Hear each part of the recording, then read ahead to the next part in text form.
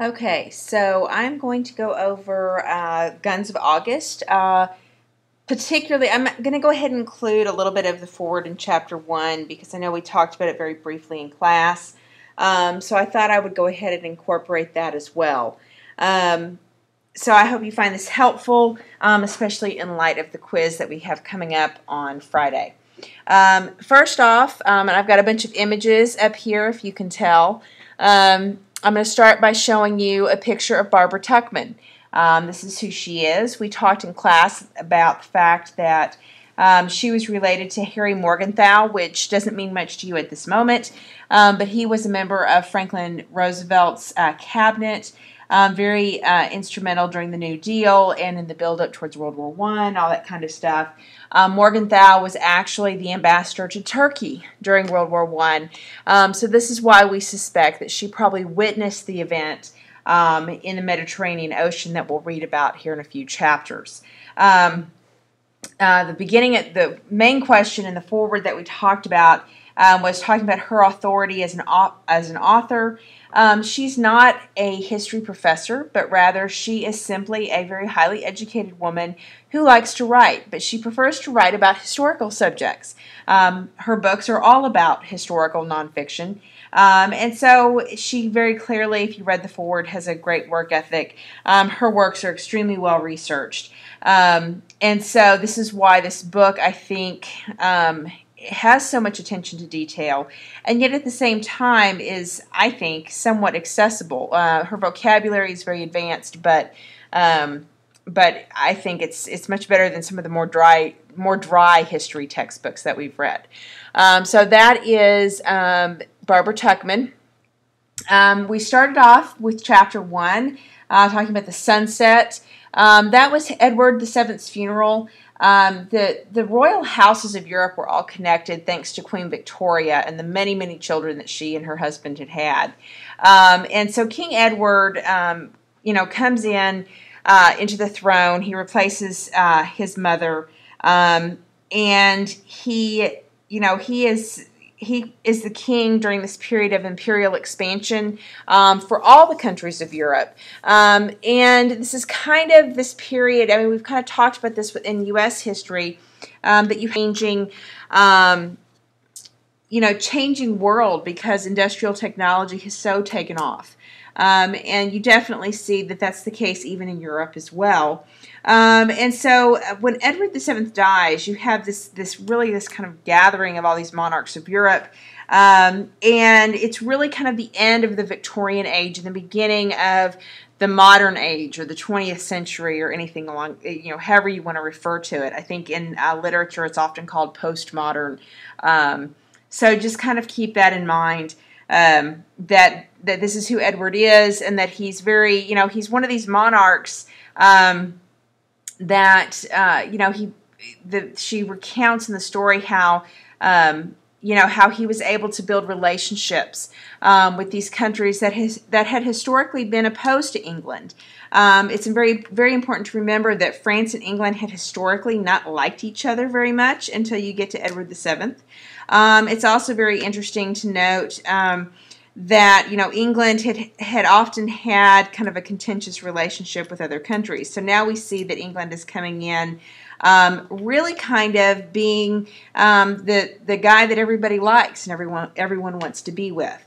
So just kind of keep that in mind as we're reading, as you read Chapter 1, and the occasion for all these people getting together, and that it's his funeral. This is a picture of the Kaiser, of William. Of course, and she does a really good job of talking about how William hated Edward because he felt like Edward was plotting against Germany. And, very clearly there's a sense of kind of, paranoia. There's a whole lot of cultural stuff that's happening in Germany at this time. They become unified after the Franco-Prussian War in the 1870s, and they become a unified state. And so as they're doing that, there's a lot of conversation about the German identity and the nation state and really what German culture is. And there's kind of this sense of kind of German inferiority to what's happening in France, and the sense that, England has been this unified country with Scotland and such for a while, and Germany's a little bit later to the whole imperial game than some of the other countries, and so there's kind of this, little man complex, if you will.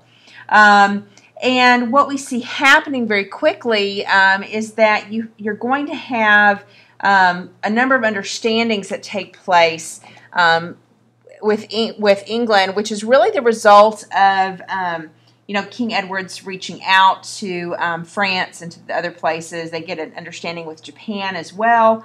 They even kind of come to terms with Russia. Now, some of this has to do with the fact that Russia can't stand Germany, that France is upset with Germany after the Franco-Prussian War, and that kind of thing. So you can kind of see, that it's more than just Edward reaching out. There's a lot of frustration. This map shows you some of these colonial empires. You can see that France is the purple. You can see that a large number of French colonies that France has. This kind of lime green is Germany. By comparison, Germany has a lot less territory. And of course, England, little bitty tiny England, has Canada, India, all these areas in Africa. Australia was still a colony at this time. Russia, very big country. They don't really have colonies. But you can certainly see here's Japan. So when we talk about the Russo-Japanese War, you can see why that was kind of a big deal for Russia. Japan's right off their coast. It's these islands right here that they were fighting for in the Russian-Japanese War. And the perception was, how could Russia be defeated by this little bitty tiny island country? So there's a whole interesting historical context about the Russo-Japanese War that we don't really have time to go into because we're not world history. But just know that this is part of why the defeat in the Russo-Japanese War is such a huge deal. And so just kind of keep that in mind. And so you've got all these different colonial possessions here. And so with England and France getting along, you can see that they present a significant global counterbalance to Germany's power. So you should kind of get an idea that maybe William wasn't completely crazy. When you read the book, you kind of come away with the impression that he was being very paranoid, and I suppose that he probably was, because I don't know that there's any indication that Germany and France were plotting to destroy Germany or encircle them or any of those things that he seemed to think. However, you can see if you have an agreement, an entente between France and England, and you start looking at this colonial power that they have, that's pretty significant. Those two powers together are, bigger than Russia. They're bigger than the United States. So yeah, you can kind of begin to see why maybe he was getting a little bit nervous. So you've got that kind of development. Germany had traditionally been a land power. They had not been, because they're mostly landlocked. You've got a little bit of access onto the North Sea there, but that access is somewhat limited. And even then, it's through what we call East Prussia. And so they just never had a huge need to develop a large navy. That is, until you have this creation of the German state and you start to have William and his little man syndrome and this need to want to compete with the powers of France and Great Britain. And so that's when they start to build up a navy. Now, Bismarck had warned them, be content with land power. I mean, that's where the strength is. But you clearly see that in this new industrial age, and we're going to be talking about this in Unit 4 with U.S. history, this idea of Mahan's naval theory, that strong countries have strong navies. The United States certainly bought into it, so is it any surprise that Germany would as well? So just kind of keep that in mind. He's hoping that to earn respect because of the kind of this being outweighed by France and England, particularly England. And I think there clearly seems to be a little bit of a dysfunctional family relationship going on between England and Germany. And so just kind of stick that in the back of your head. Militarism, of course, is this notion of building up your military. All of the powers of the world, and we've talked a little bit about this, and we'll talk more about it in Unit 4. The United States was being militaristic. England was being militaristic. Everyone was building up their military. Part of this has to do with Mahan's naval theory. Part of this is also going to have to do with colonial possessions, and part of it has to do with really updating what what was out of date, military. The Civil War happens in the United States, and it's one of those periods where you kind of see that gap between old fighting tactics and kind of this new technology, new weapons, and that kind of thing. And it was the same in the Crimean War that you saw with Russia fighting around the Baltic Sea area over here. This is where the Crimean War was fought. And you had kind of the earliest forms of trench warfare and kind of that industrialized, massive weapons. But it doesn't really come into development until you get to the turn of the 20th century, when you really have the result of massive industrialization around the world, and that's going to force the militaries to update. And when they do that, they put a lot of money into their militaries, and this is what we call militarism. And so you kind of have this whole notion going on. Now, one of the big things, too, about militarism is the concept of being on the offensive, always being ready. These guys don't really believe in a defensive war, which is kind of ironic since World War I ends up being a war of defense, right? It's a war about trench warfare. Certainly, at least until you come to the development of the tank and the emergence of the Americans to really kind of break the stalemate there. But so you have, militarism is very closely tied to that, which we'll talk some more when we talk about Clausewitz and the Schlieffen Plan. You have the French, who truly feel that Germany's militarism is getting out of hand, that they keep like rattling the sabers, so to speak, trying to be warmongering. And so there's a lot of resentment about that. But so there's discussion going on in Europe about, okay, so is there going to be another great war? Is there going to be another conflict? And what will it look like? The funny thing is, most of these people would have heard of the Civil War, most of these wealthy leaders, but I don't think they would have really studied it as far as being the impact of outdated techniques with new technology. And so for them, it's World War I is going to be kind of this moment where they kind of realize how much things have truly changed. And you have really the creation of an entirely new world beginning in the late 1800s with industrialization and the rise of the United States, and with so much technology, and really the world becoming a smaller place with global markets and economic interdependence, which ties into this idea of the Great Illusion. And Angel had made the comment that or he'd written that economic interdependence would mean that war was not profitable, that no single country would want to start a war. Why would you want to start a war when everybody's interconnected with each other and we need all these global markets and all that kind of stuff? So you have that, and you're going to see that that's a prevailing idea, especially in England, that it's not going to make any sense to start a war. But they don't account for Germany and their little man syndrome. And we're a new nation and we want to define ourselves. And the easiest way to define yourself is to have a team to root for. And so this is where Bernhardi comes in. This idea that, states are either growing or they're dying, and that war is a necessity. That states have to wage war, because if they don't, then what you're going to see is that they're going to actually shrivel up and die and be outweighed by their competitors.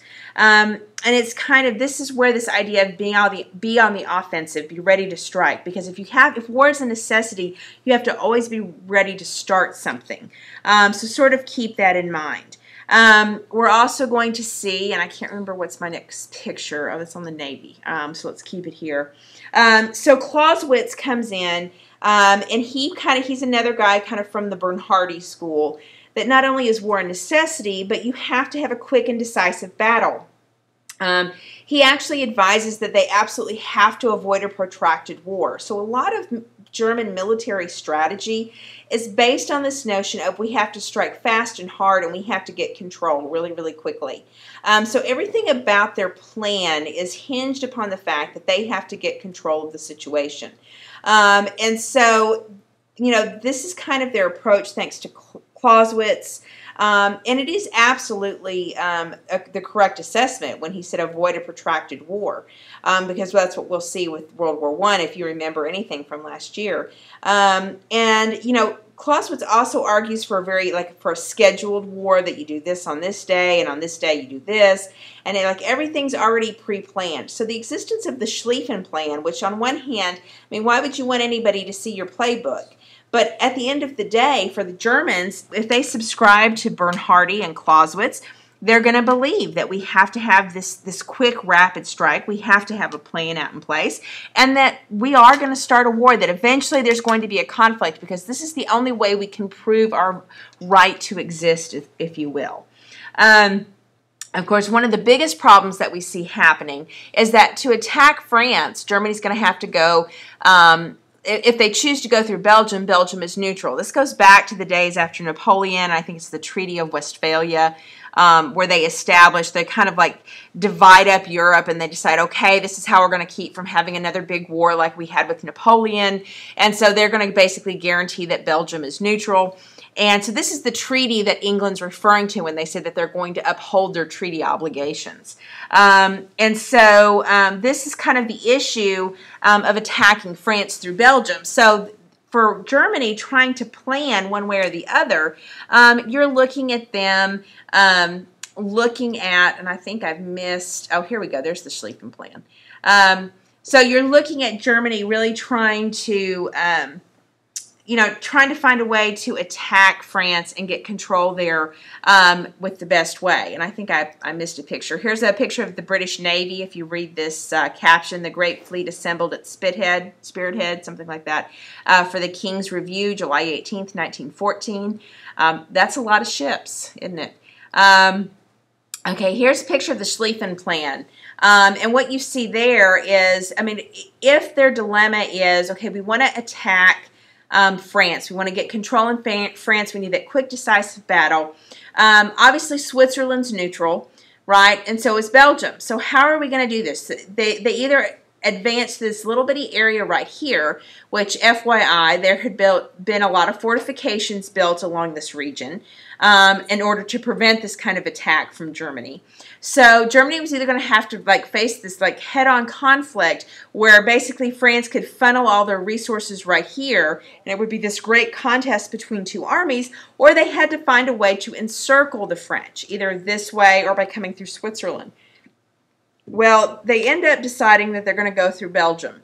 And they know that this is going to violate Belgian neutrality. But this was the only way to basically attack the French and weaken them. The whole idea was to mass troops along the border, hoping to draw the French into an attack here. And as the French are distracted this way, the Germans can go around here. Now, what we'll find out is that France doesn't quite do that. The other thing they hoped would happen is that the French would jump the gun, if you will, and go ahead and break through Belgium first. But France is smarter than that. They're not going to alienate Britain by basically violating Belgian neutrality. So in essence, that is what the Schlieffen Plan looked like. And so what he's trying to prevent is a two-front war, because over here is Russia. And he doesn't want to be fighting France and Russia at the same time. France and Russia are allies. They became allies, as I said, because Russia was kind of nervous about German militarization. Also, Germany and Austria-Hungary were friends, and Austria-Hungary had control of the Balkan states. And the Balkan states had some Orthodox religion connections, and their language was somewhat similar. And so Russia kind of felt like Austria-Hungary was kind of the bully of the Serbian state and the Balkan states, and that Germany was the big friend of the bully. And so this is why they're not predisposed to liking each other.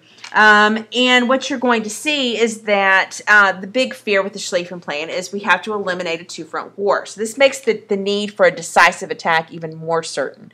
So we absolutely have to sweep around and get control of the situation. This is part of the impetus for attacking through Belgium. And so basically that we need this... they expect France to be weak, and that once they got France under control, they could then marshal all the resources toward Russia. And, of course, I already talked about the tendency of them hoping that France would break the neutrality first, which, of course, France wasn't going to do. And basically the Germans figured that the Belgians wouldn't really do anything about it. They figured that they would probably refuse to fight, being such a small country, and that they wouldn't even side with France, even though they might be upset at Germany for invading them. And they would mostly just resolve themselves to a protest. There was also some hope that they might be able to bribe King Leopold. King Leopold II was notorious. He was not a nice person. He had some colonies in Africa that he totally, really destroyed, native Africans, and it was really, the rubber plantations in the Congo were really quite awful. So he's kind of an interesting side story, but he was horribly greedy. And so the assumption was that William would be able to bribe him, except Leopold doesn't take the bait, right?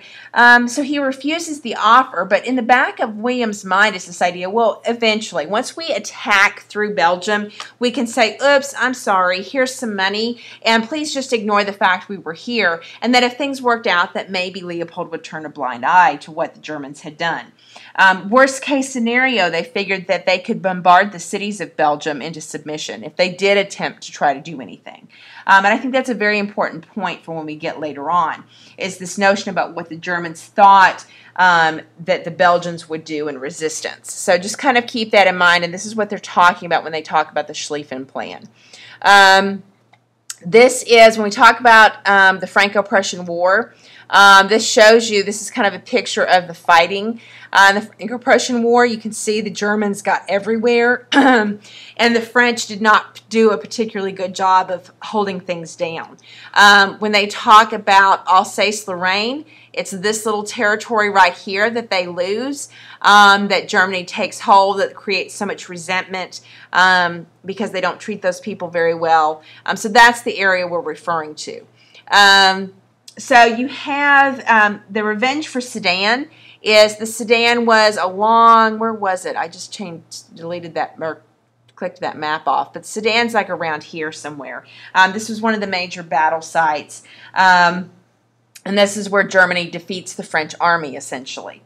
And so basically France wanted to resist, they wanted to oppose any kind of German aggression going into 1914 because they were very resentful of what had happened in the Franco-Prussian War in the 1870s.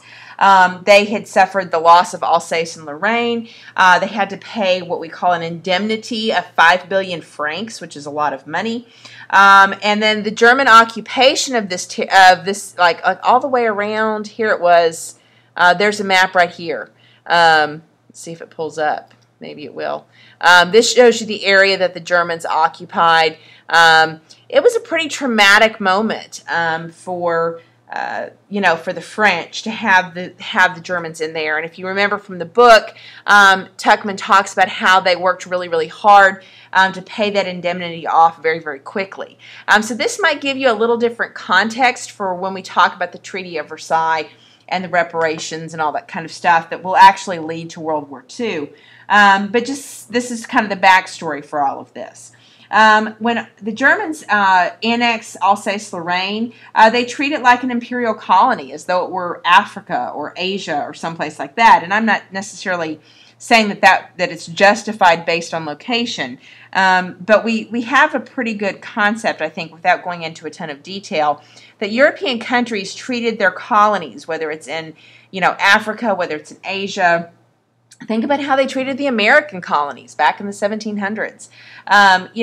European powers aren't known for treating colonies like they're equal, right? And so I think to explain that Germany treated Alsace-Lorraine like an imperial colony helps us understand that this is why the Alsatians were so resentful. They, used a heavy hand. They had German troops stationed there. And so, there's some mistreatment, that kind of thing. And this is kind of a source of frustration going on there. One of the things that we see is that, France has a plan to attack Germany through the center. And I think I clicked off that map. France is going to attack here, like in this little area, but that connects France and Germany. So that's where they're planning on attacking. And so they have a plan to attack through the center. They're going to they're going to assume that they already kind of know about the Schlieffen Plan. Remember that the Schlieffen Plan is developed and released way ahead of 1914. So the French know what the Schlieffen Plan is. There's no big surprise with that. And so they're actually counting on the right wing of that wing of the German army that's sweeping through Belgium. They're counting on it being really strong. So that way the center of the German lines would be weak.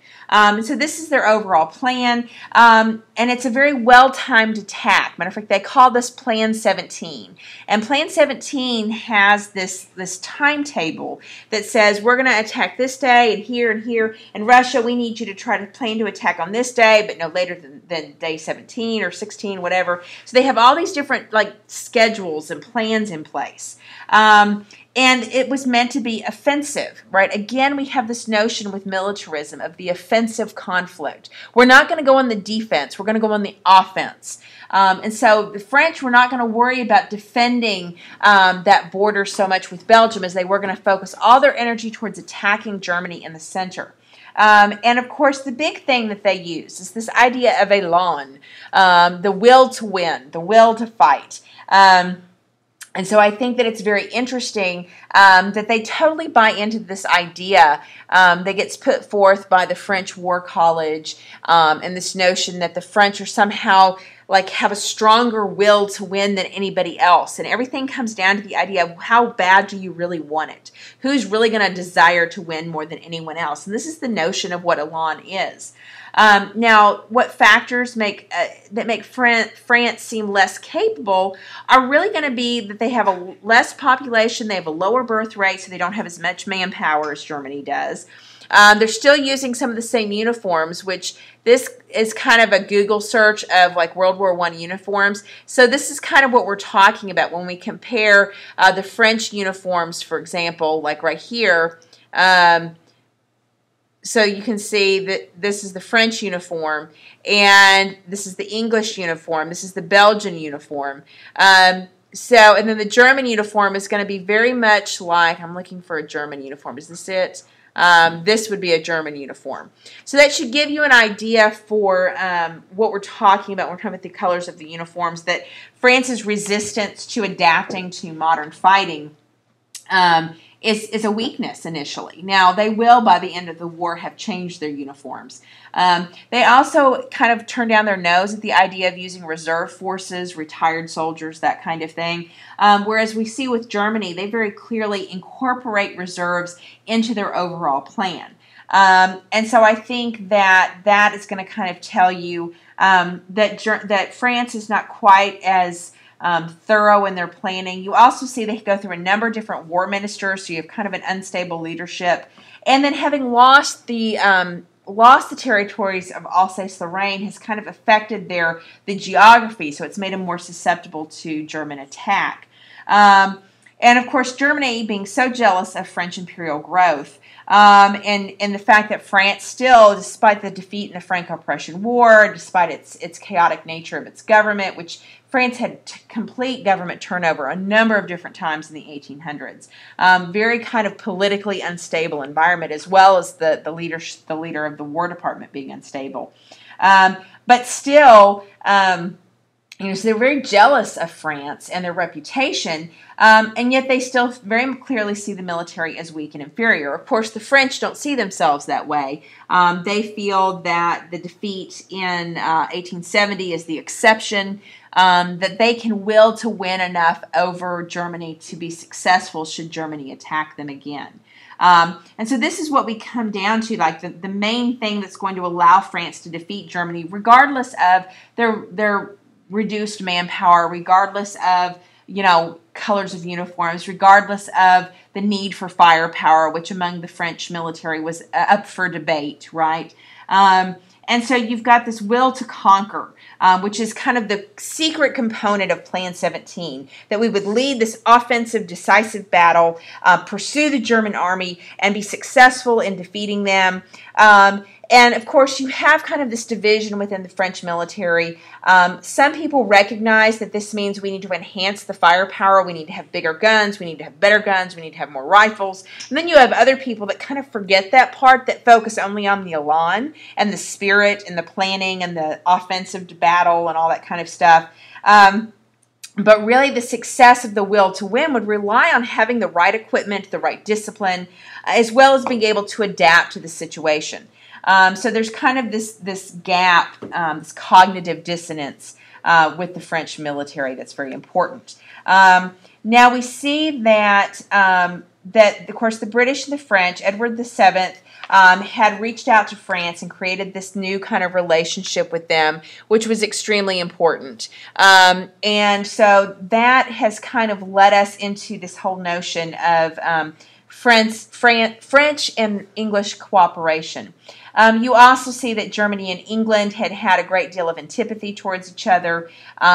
And so this leads us into what we get to with 1905, which is what is called the First Moroccan Crisis. And my picture has now disappeared. But while that reloads. So the First Moroccan Crisis is basically when,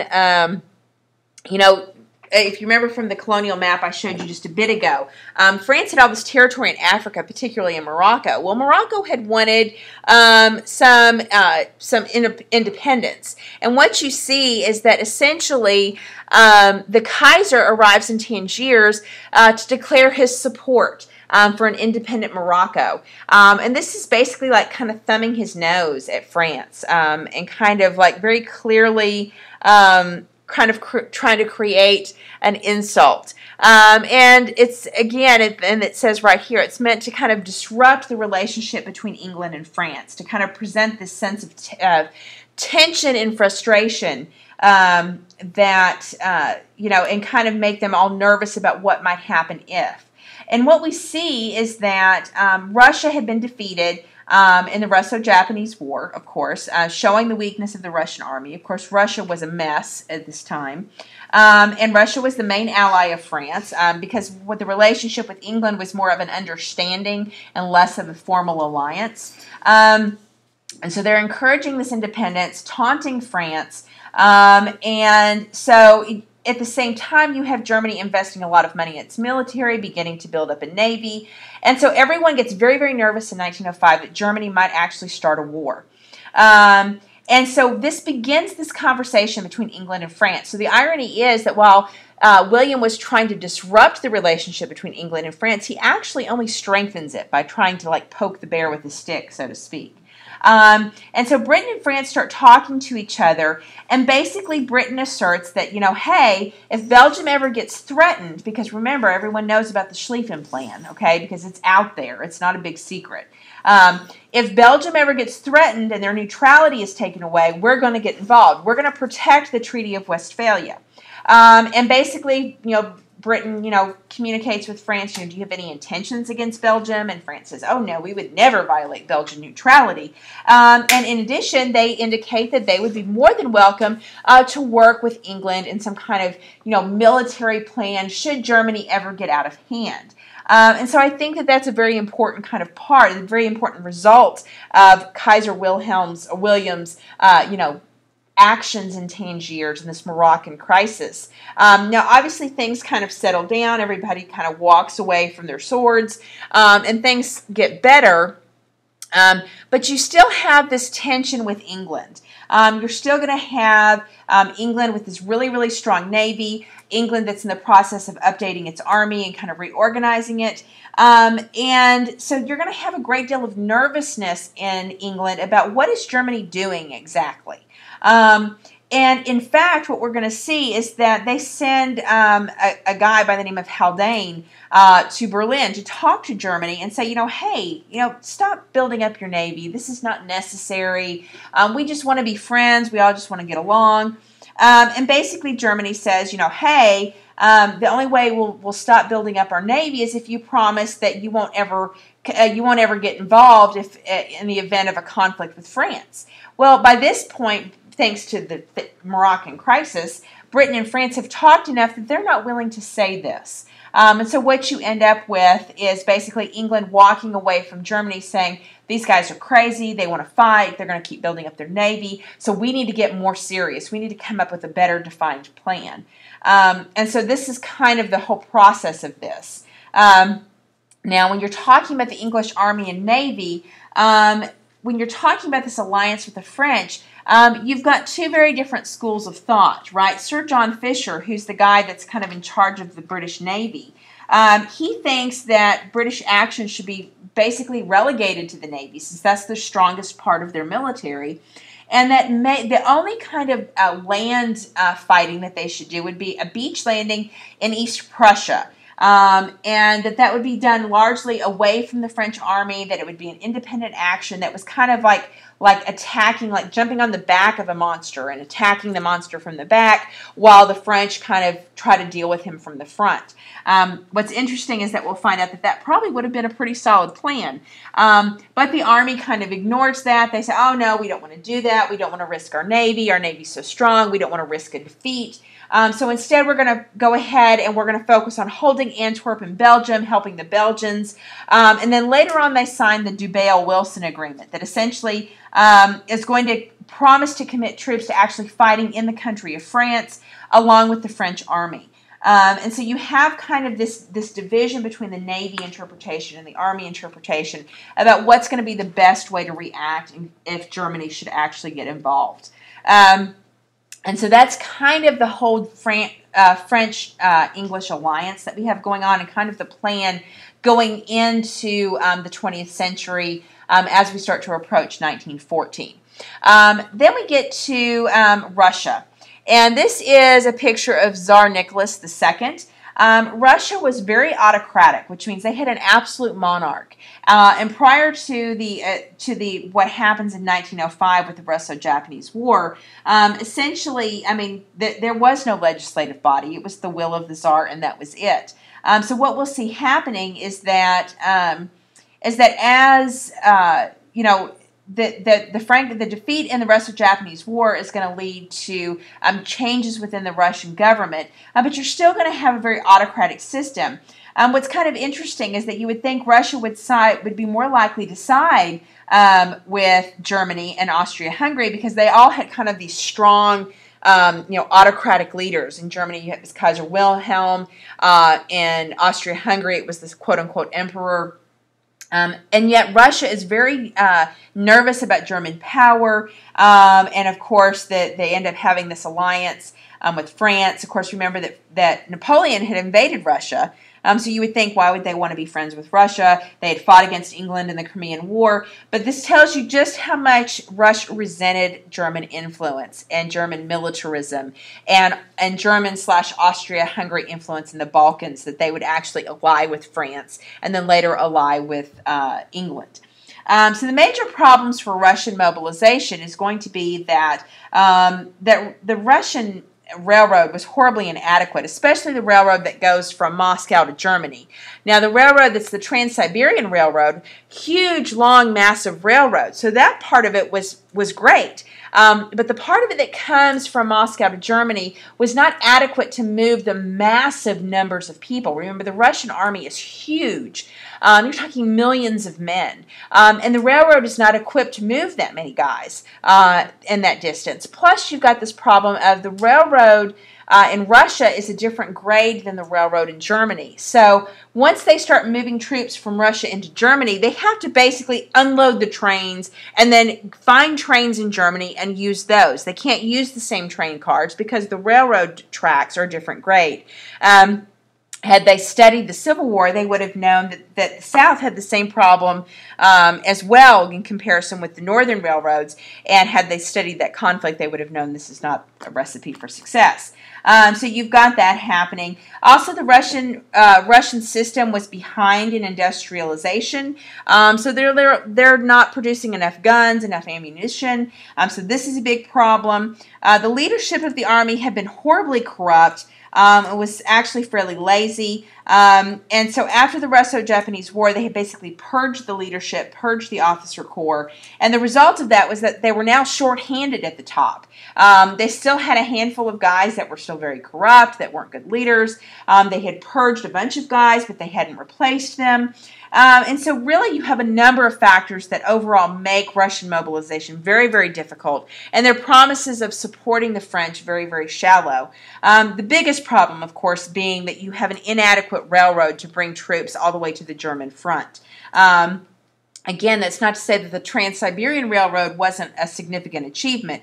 There's not enough, though, to get all these men from Moscow into Germany. The reign of Tsar Nicholas had been horribly corrupt and inefficient. There was a huge bureaucracy, huge secret police that had dominated everything. The defeat by Japan had led to a revolution, so you have a lot of political chaos. They had finally created a legislative body called the Duma. And so this was actually seen as a reform following 1905, but it's a brand new kind of constitutional monarchy. And Tsar Nicholas is not very willing to be a constitutional monarch, so you have problems with that. So a great deal of inefficiency and confusion in Russia, a lot of corruption in the military, a lack of trained officers, despite their attempts to improve it. So the Russian army is largely filled with potential in the sense of its size, and if its industrial capability had been more up to date, it certainly would have been better.